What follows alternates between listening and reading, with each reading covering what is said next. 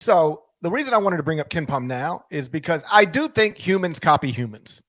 I'm not suggesting all AP voters copy me or use me as a guide or use Rothstein as a guide or Borzello as a guide or Bart Torvik as a guide. But I do think some of them, probably most of them, use some combination of what I just mentioned as a guide. It doesn't mean they can't go off script some places, but it largely serves as a guide. Is it fair to say Ken's computer does not copy me or anybody else? It's just an algorithm. Yeah, no, absolutely, which makes it good. It adjusts our expectations going into the season as it very well should. Some of these rankings are not going to be right. Some of them will be much more accurate than we might be willing to believe right now. You want to tell people what 1 through 10 looks like right now? Sure. Kentucky is number 1 at KenPom, followed by Texas at 2, Gonzaga at 3, Tennessee at 4, Virginia at 5, Baylor at 6, Houston at 7, Kansas at 8, North Carolina at 9, Arizona at 10. Here's the point I wanted to make. If you go take the top 26 at KenPom and you take the top 25 and 1, 23 of the 26 teams are the same. The only team. What about within? What about within that? Oh, well, then, yes, it varies. My question is like Creighton is 22 at KenPom, 12, 11 at yours. So they're more drastic within. But yes. They're more drastic within. But 23 of the 26 teams are the same. The only ones KenPom has in the top 26 that I don't are Texas Tech, Virginia Tech, and Iowa. Instead of those 3 schools, I have Oregon, which he has 29th. Ohio State, which he has 32nd. And I guess this is just going to be the biggest outlier. This is the one I'm out there by myself with on some level. Texas A&M. He's got Texas A&M at 45th. I have A&M 19th in the top 25 and 1. But I think that's pretty interesting that I start working on this the night of, really before the national championship game, but I publish it the night of the national championship game. I update it really with no computer help at all throughout the offseason. And I end up with 23 of the same schools that KenPom has in his top 26. This is my roundabout way of patting myself on the back and saying, I think that's pretty good. The only other team I'll give you up in my ranks, I have A&M at 31 in my rankings. So okay. I guess I'm splitting the difference kind of between you and Pomeroy just a little bit there. So I land on it. They certainly look like a tournament-worthy kind of team there. But come on now, there's some standout stuff here with what Pomeroy has. That 1 through 5, Kentucky won.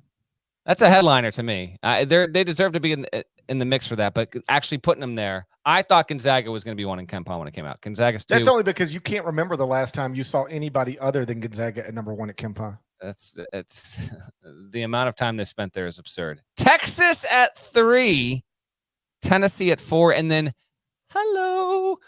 your Virginia Cavaliers at 5. You will not find another top 5 in that order. Again, as a reminder to viewers and listeners, he is culling from last season's data, projecting, and these rankings and ratings will continue to be informed by previous seasons. And some of this, by the way, also has, I can't tell you what percentage it is, but it's not just last season. Like there is the way that he builds this, the historical performance of programs over the past 2, 3, 4 seasons also filters in. Now, last season has more influence as to what a team looked like 3 years ago, 4 years ago, but that does have some input into his ranking. So I think that is leading to, even though Virginia hasn't been a world beater the past 2 seasons, I gotta feel like that's part of it. In addition to everyone they bring back, UNC being at 9, I think is the biggest headline of the KenPom rankings. It's not Kentucky at 1 or Texas at 3 or Virginia at 5. It's the preseason number 1 team in the AP Top 25. The preseason number 1 team in many a human's individual poll. You got Carolina at 9, which is just lower than I thought it would be coming off a season in which UNC makes the title game and wound up at 16. I thought the jump would be a little bit bigger. As an 8 seed, UNC, by the time it was all said and done, everything settled, losing to Kansas in the title game, Tar Heels were a 29-10 team that was 16th in the country, 1 spot behind Texas. Oh, by the way, now Texas gets even more afforded there. How surprised were you to see UNC, that relatively low and behind the likes of Virginia, Baylor, Houston, and Kansas? Kansas, which lost way more of its roster after winning the title than UNC obviously didn't get into that game. Somewhat surprised, but as somebody who has been a subscriber to KenPom for a long, long time and literally looks at the page every day. I'm smart enough to understand that these computer numbers are not going to match up with how a human might rank a basketball team. Like I just assumed on some level that if you finish 16th and bring 4 starters back from that team, you're going to jump higher than 9.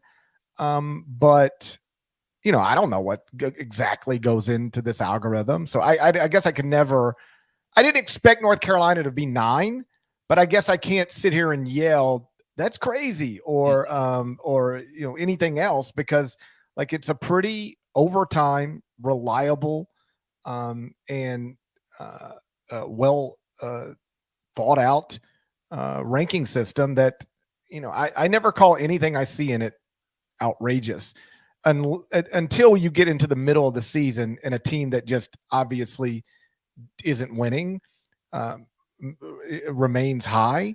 But then again, you have to understand at least partly what goes into it and why the wins and losses don't matter as much to that computer as they would matter to a human voter. But like whatever, like if we look up in February and North Carolina's ranked 9th in the country, that's not crazy to me either.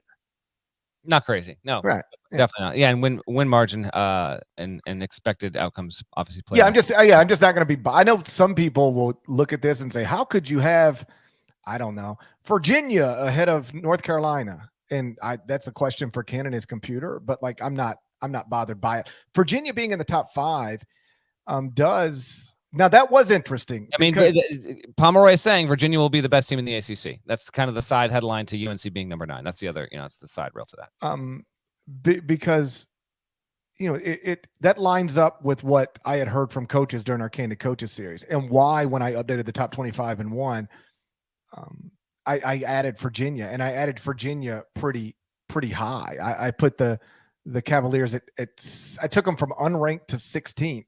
And you and I had talked about this on a previous episode. I don't usually change just to change, or change because I just woke up one day and decided, you know what, I might have somebody a little too high or a little too low. Typically, I require some sort of roster movement to free me up to make a change if I want. I don't always, but roster movement, I can. This was a time where I just said, you know what, I've talked to too many people over the past month, and folks in the industry, like college basketball coaches, seem to have a really high opinion of Virginia. I need to get them into the top 20.